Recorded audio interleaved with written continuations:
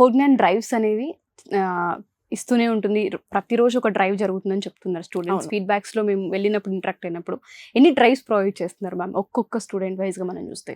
మనకి student pass out అయిన దగ్గర నుంచి ఫర్ ఎగ్జాంపుల్ 24 పాస్డ్ అవుట్ అయితే వాళ్ళకి 2 years ఫ్రెషర్ ఎలిజిబిలిటీ ఉంటుంది. అవును. అంటే 26 వరకు ఫ్రెషర్ ఎలిజిబిలిటీ ఉంటుంది. 2 years లో వాళ్ళకి 200 డ్రైవ్స్ చూపిస్తాం మనం.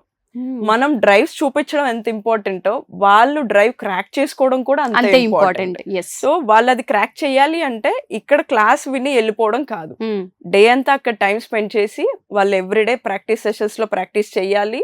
And at the same time వాళ్ళకి ఎవ్రీడే ఎగ్జామ్ జరుగుతుంది. నైట్ మార్నింగ్ ఏ టాపిక్స్ అయితే జరుగుతున్నాయో ఎవ్రీడే నైట్ వాళ్ళకి ఎగ్జామ్ జరుగుతుంది. ఓకే. అది ఎంత మందికి అవేర్నెస్ ఉందో కూడా నాకు తెలియదు. కానీ ఆ ఎగ్జామ్ రాయడం వల్ల వాళ్ళకి బెనిఫిట్ ఏంటంటే క్లాస్ ఎంత అర్థమైంది, మనకి ఏ పాయింట్ లో అర్థం కాలేదు అన్న క్లారిటీ వాళ్ళకి అసలు ఎక్కడ weak ఉన్నాం తెలుస్తుంది. ఎస్ 100%.